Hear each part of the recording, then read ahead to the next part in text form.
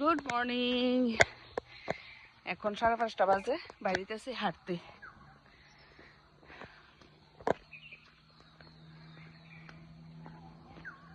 ভোরবেলা একটু একটু ঠান্ডা লাগে, কিন্তু গরম কিছুই পড়ছি না, কারণ হাঁটতে হাঁটতে পরে প্রচন্ড গরম লেগে জায়গা।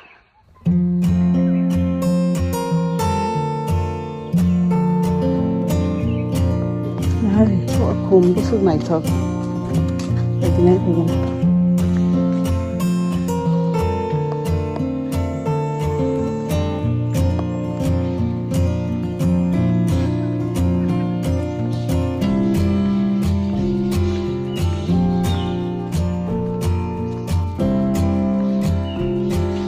এই ফুল গাছটারে দেখা আগে আইলাম, দেখো কত সুন্দর, খুব সুন্দর ফুলটি।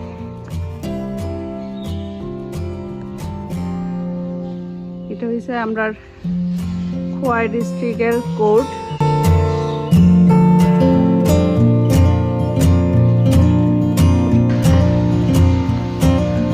হাইটটা আয়া পড়ছি, দেখি কয়টা বাজে, 6:30 বাজে। অনেকটা জায়গা হাইটটা এসি। তো কোর্টটা আমরা বাড়ির কাছাকাছি, বেশি দূরে না।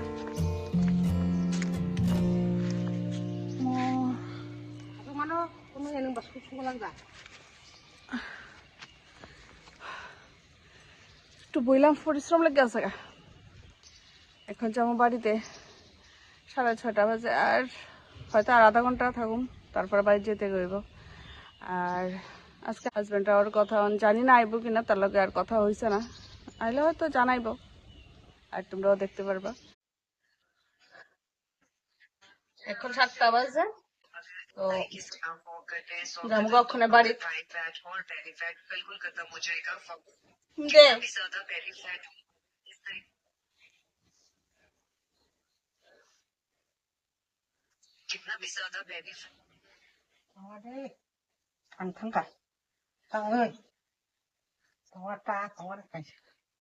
আয়া পড়লাম বাড়িত, আর আয়া দেখি মাসি চাটা করতেছে।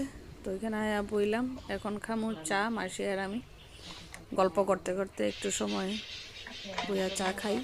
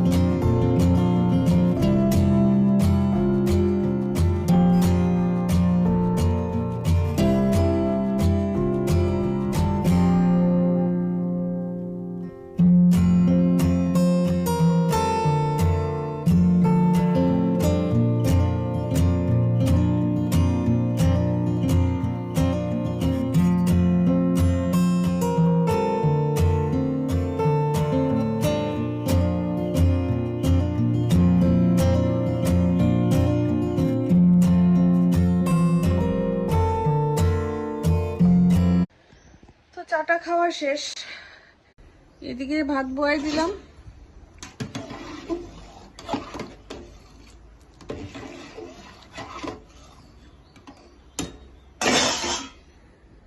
আর এদিকে সবজি বাই করে আনছি, সাজনা, তারপরে মিষ্টি কুমড়া, সিম, ধনিয়া পাতা।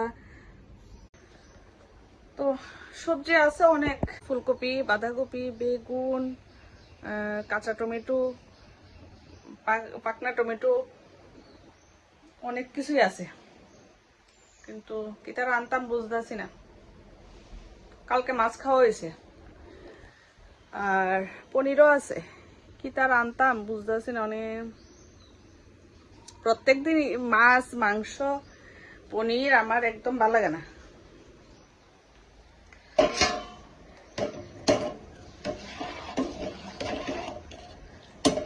হাজবেন্ড কইছিল আইব, কিন্তু এখন ফোন করছে আইতো না বলে। দেয়া যাক কে তারা আনদুম কইতেই না। ঠাকুর ঘরের কাজকর্ম সাইডে লাইলাম, ঠাকুর ঘরটার পরিষ্কার করে পড়ছে, মানে বিছনাটা তুলবো রান্না করবো। রান্না বান্না সাইডা ভাত খেয়ে আইলাম, তো বাড়ির থেকে ফোন করতেছে কেলিকা জানি বাবু সকাল সকাল ফোন করতেছে যাইতাম বলে। আর খায়া টায়া সারলে আমার আর কোনোখানে যাইতে ইচ্ছা করে না, মানে বারবার ফোন করতেছে কইতারি না কেলিকা জামু একটু 10 মিনিট একটু রেস্ট করে ভাত খাইয়া উঠছি গেলে ওখানে, তারপরে জামু বাড়ি। দেখি কি অবস্থা, কেলিকা এত ফোন বুঝতেছি না। আয়া বললাম বাড়িত, এত তাড়াহুড়া করে ঢাকার কারণ হইছে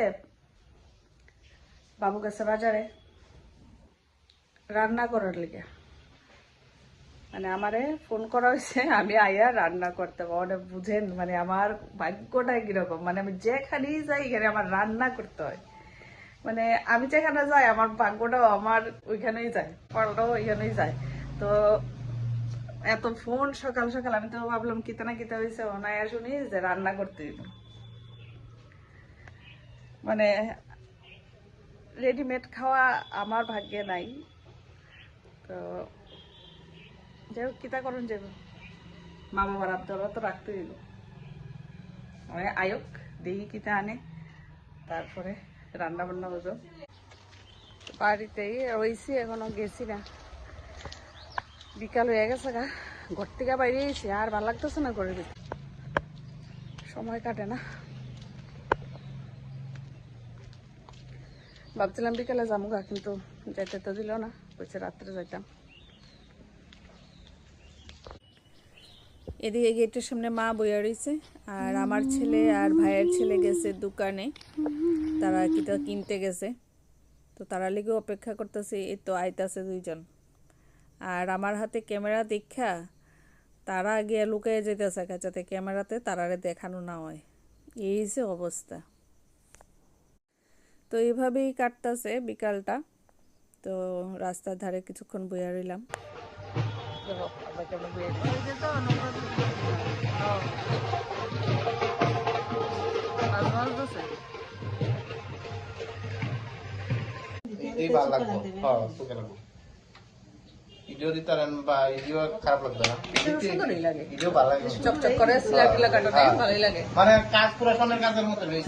শুভ সন্ধ্যা।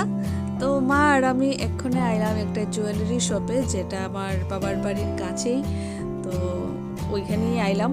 তো নেক্সট উইকে একটা বিয়ে আছে, ওইখানে যাইতে হইব, তো সেই উপলক্ষেই ভাবছি একটা গিফট লমু। তো এখনও ডিসাইড হয়েছে না কি লমু, তো এটাই দেখা হইতেছে যে মানে কি দেওয়া যায়। যাই হোক, আজকের ব্লগটারে কিন্তু আমি এখানেই শেষ করবো, আপনার লগে দেখা হইব নেক্সট ব্লগে। তো সবাই ভালো থাকবেন, সুস্থ থাকবেন, টাটা, বাই বাই।